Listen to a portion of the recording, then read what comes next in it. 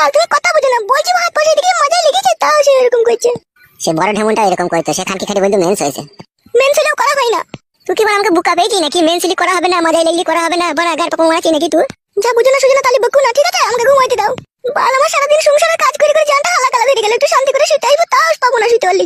নিজে নিজে সুখ শান্তিটা খুঁজে লিছিস লাই, আর আমার যে কি হবে সেটা একবার ভাবছিস না তুই? কেন তোমার আবার কি হবে? একদিন না বইতে পারলে কি ঘুমাবো না নাকি তোমার? ছি বাড়া, এ জীবনটা কয়লা করে দেবে রে।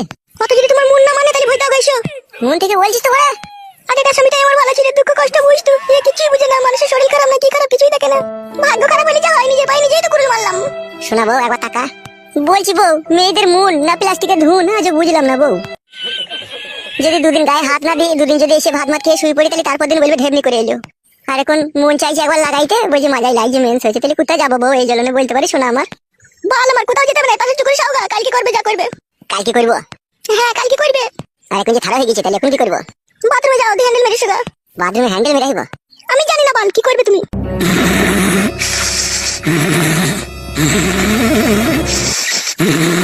ঘুমিয়ে গেলে নাকি রে সত্যি করে? আগেকার বটাই মারা ভালো ছিল, মাছ ধরে দিও একবার লাগাইতে পারতাম, কিন্তু এখান কি ভালো বেশি লাগাইতে পারছি না। কই রে ঘুমিয়ে গেলে নাকি? বাপ রে বাপ, একটু শান্তি করে ঘুমাইতে দিছি না? তেমন একবার কইতে দে, তবে তো ঘুমাবি তো। এখন বুঝতে পারছি তোমাকে আমি। তুমি আমার মনকে ভালোবাসো না, তুমি আমার জয়বনকে ভালোবাসো। জয়বনকে ভালোবাসে কেন? আমার বড় ভাইয়ের কি জয়বন ছিল না? ওর কি চিনির কায়না পাকান ছিল না? ওর কি গুতু মারা জায়গা ছিল না? ওর কি মোটা জায়গা ছিল না? ওর কি 2.5 কেজি করে 5 কেজি দুটো কদে ছিল না? সবই ছিল। তারপরেও তোমাকে কেন আমি বিয়ে করেছি জানো? জানো মাস? কারণ ও মাগে আমাকে স্বামী বলে মানতো না। আর একবার যদি বলতাম এদিকে ঘুরে এসো, কত রকম তোমার মতো ল্যাকড়ামো ঝগড়ামো করতে ওদের, তারপর মাছ ধরে দিয়ে লাস্টে বেলায় সে পরের মতো একবার করতে হতো আমাকে।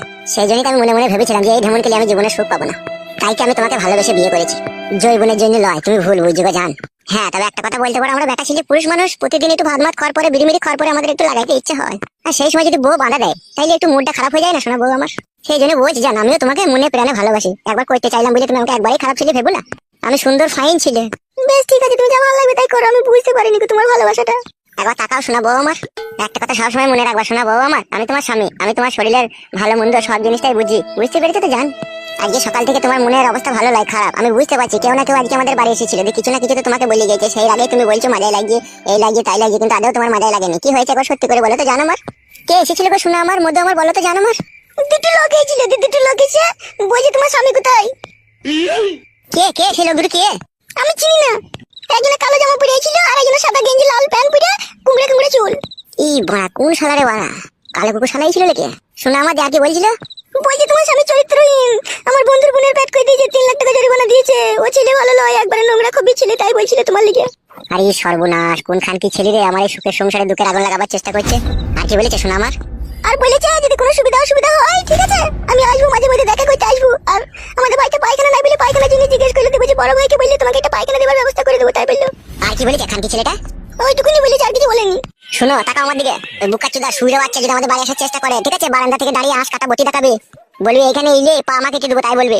ভালো লাগছে গো। কোনো চুদির ভাই ভালো লয় রে, কোনো শালা ভালো লয় রে এই জগতে। সব শালাই আগে ভুলি ফাঁসিয়ে ভাব কইতে দিকা পতিলে ভরে দেবে। খবরদার শালাকে বাড়ি ঢুকতে দিবি না, বারান্দা থেকে হাঁস কাটা বটি দেখাবে, বলবে এখানে এলে তোমার পা কেটে দেবো, পালাও এখান থেকে, তাই বলবে।